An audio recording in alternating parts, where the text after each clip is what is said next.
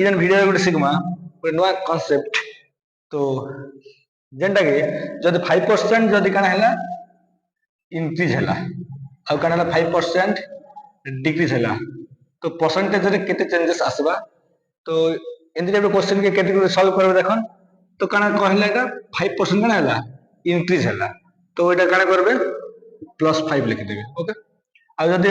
5% decrease हैला ता कहते -5 कर देबे ओके तो प्लस माइनस के काना आसी माइनस आसी ओके प्लस माइनस काना आसी माइनस आसी तब काना करबे 5 into 5 5 into 5 कर देबे बाय 100 तो एटा जते रहला सेति परसेंटेज चेंजेस आसबा ओके तो एटा हि जेबा 5 - 5 के एटा काना हि जेबा 0 और 25 बाय